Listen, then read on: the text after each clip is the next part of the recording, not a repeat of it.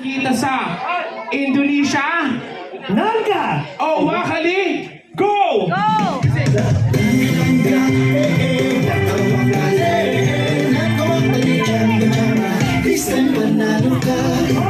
Wala nang tatakbo. Okay. Okay. Walang tao sa likod ha. Yung mga tao sa likod.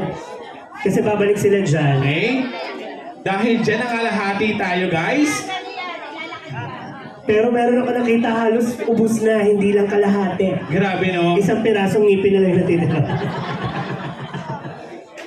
Ay, namin Grabe. kami pero. Ikaw, nanay, bakit Wakali po yung napili nyo? Ako talaga alam ang sagot eh. Hula lang. Tama, napakagaling.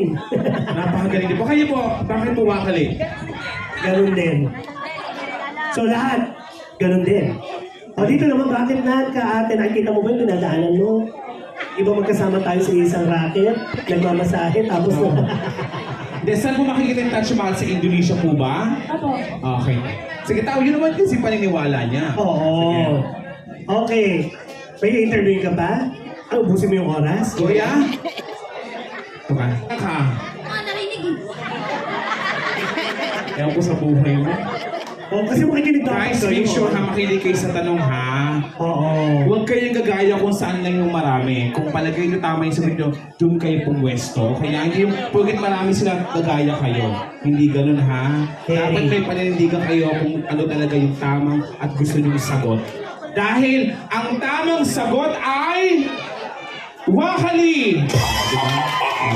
Wala ko na alis! Salaksak! Salaksak! Tapos lahat ng mali! Saan pupunta?